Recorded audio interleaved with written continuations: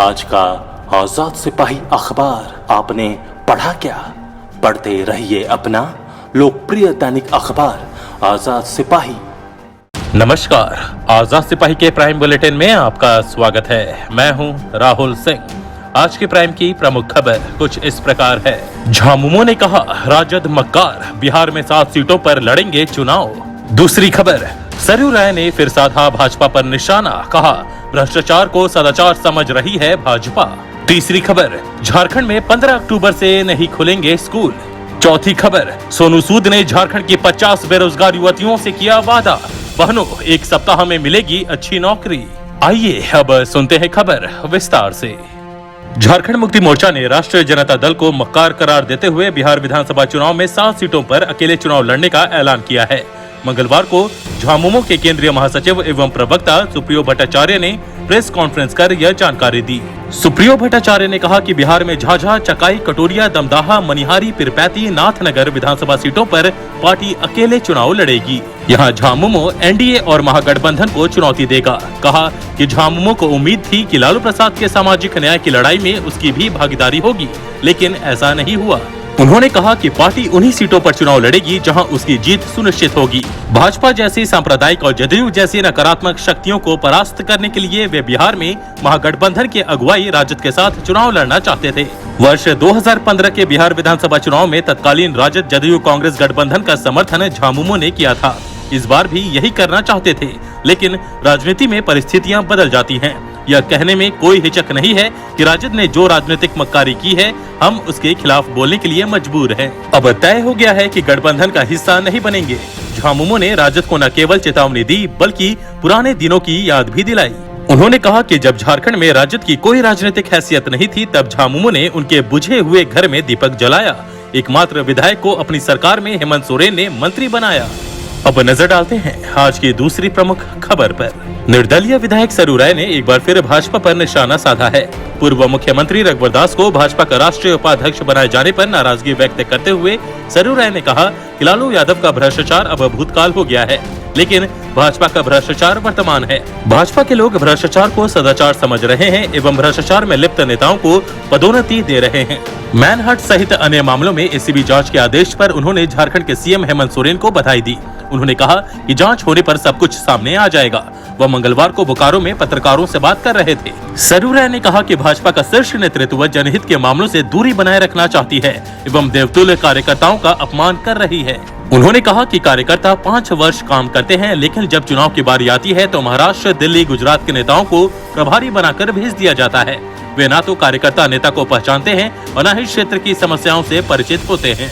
उन्होंने भाजपा में शामिल होने की संभावनाओं से इनकार करते हुए कहा कि पहले की भाजपा और आज की भाजपा में काफी अंतर है, इसलिए वहां जाने का कोई सवाल ही नहीं।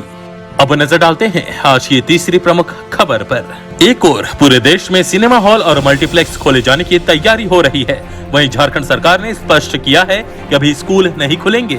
इस महामारी में बच्चों को लेकर कोई रिस्क नहीं लिया जा सकता। झारखंड में 15 अक्टूबर से स्कूल नहीं खुलेंगे।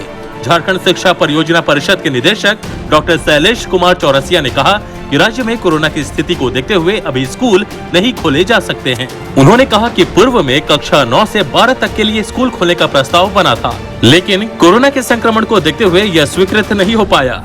दूसरे राज्यों में किस तरह से स्कूल खुल रहे हैं तथा उसका क्या प्रभाव पड़ रहा है, इसके अध्ययन के बाद ही फिर से स्कूल खोलने का नया प्रस्ताव तैयार किया जाएगा। पर इतना तय है कि जल्दबाजी में कुछ भी नहीं होगा। बता दें कि केंद्रीय शिक्षा मंत्रालय ने 15 अक्टूबर से क्रमबद्ध तरीके से स्कूल खोलने का निर्देश दिया है। इसके लिए मानक भी तय किए गए हैं। इस पर झारखंड सहमत नहीं है। अब नजर डालते हैं आज की चौथी प्रमुख खबर पर। झारखंड की 50 बेरोजगार युवतियों ने एक्टर सोनू सूद से नौकरी की मांग की है। युवतियों की मदद की गुहार सुनकर सोनू सूद ने उन्हें सभी से वादा किया है कि आप सभी के पास आने वाले 1 सप्ताह के अंदर नौकरी होगी। यह मेरा आपसे वादा है। बता दें कि ये सभी 50 लड़कियां धनबाद की हैं और उन्होंने ट्वीट कर सोनू सूद से मदद मांगी है। युवतियों में शामिल सोनामुनी राज ने ट्वीट किया कि सोनू सूद सर, हम झारखंड के धनबाद जिला के रहने वाले हैं। लॉकडाउन के कारण हमारी और गांव की 50 लड़कियों की नौकरी चली गई थी और अब हम सारे अपने घर में बेरोजगार बैठे हैं। हम सबको नौकरी की बहुत जरूरत है और हमारी मदद कीजिए। आप ही आखिरी उम्मीद हो। युवतियों के ट्वीट का जवाब देते हुए सोनू सूद ने लिखा कि धनबाद की हमारी यह 50 बहनें एक सप्ताह के भीतर कोई अच्छी नौकरी कर रही होंगी, यह मेरा वादा है। बता दें कि कोरोना काल के दौरान लॉकडाउन के चलते सोनू सूद ने हजारों लोगों की मदद की है। आए दिन लोग उनसे मदद मांगते रहते हैं। जरूरत के हिसाब से सोनू सूद उनकी मदद भी करते हैं। अब नजर डालते हैं आज की कुछ चर्चित खबरों पर। रांची पुलिस के डीएसपी मुख्यालय 1 नीरज कुमार के नेतृत्व में नामकुम के लोवाडी में छापेमारी की। इस क्रम में मटका के अड्डे से 11 लोगों को गिरफ्तार किया गया। इनके पास से 1,36,000 रुपए नकद, 6 मोबाइल एवं मटका खिलाने से संबंधित दर्जनों पर्चे बरामद किए गए। दूसरी खबर, दिल्ली की एक विशेष अदालत ने पूर्व केंद्रीय मंत्री दिलीप रे को कोयला घोटाला मामले में दोषी करार दिया है। 1999 में गिरिडीह के एक कोल ब्लॉक आवंटन में अनियमितता को लेकर पूर्व मंत्री सहित 2 तत्कालीन अधिकारियों को भी दोषी ठहराया गया है। इन सभी को 14 अक्टूबर को सजा सुनाई जाएगी। तीसरी खबर, भाजपा की पूर्व महिला पदाधिकारी के साथ दुष्कर्म की कोशिश के मामले में अदालत ने आरोपी विधायक ढुलू महतो को पेपर प्रदान करने का निर्देश दिया है। अनुमंडल न्यायिक दंडाधिकारी शिखा अग्रवाल की अदालत ने यह निर्देश देते हुए सुनवाई की अगली तारीख निर्धारित की है। चौथी खबर, कोडरमा जिले के डोमचांच थाना क्षेत्र से पुलिस ने विस्फोटक का जखीरा बरामद किया है।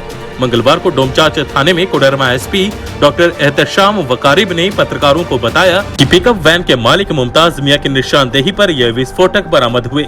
जब्त विस्फोटकों में आइडियल जिलेटिन रॉड 7 पेटी, 3 पेटी पावर जेल, 39 बंडल डेटोनेटर शामिल हैं। पांचवी खबर, प्रदेश महिला कांग्रेस ने 5 मुद्दों को लेकर केंद्र सरकार पर हमला बोला। मंगलवार को हस्ताक्षर अभियान के जरिए आओ बहनों हाथ से हाथ मिलाओ, महिलाओं को सशक्त बनाओ का नारा दिया। महिला कांग्रेस अध्यक्ष गुंजन सिंह के नेतृत्व में हाथरस की बेटी को इंसाफ दिलाने, केंद्र सरकार की योजना एवं नियोजन पर महिलाओं को 50% आरक्षण, केंद्र सरकार द्वारा पारित किसान कानून को अविलंब वापस लेने, महिला उत्पीड़न पर व्यापक जागरूकता अभियान चलाने और असंगठित महिला मजदूर की समस्याओं के निदान के लिए यह अभियान छेड़ा गया है। यह 1 महीने तक चलेगा। इसकी शुरुआत प्रदेश अध्यक्ष डॉक्टर रामेश्वर उरांव ने की।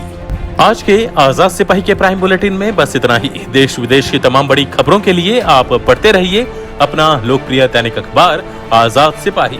और हाँ, आप हमारे इस YouTube चैनल को जरूर सब्सक्राइब करें। धन्यवाद।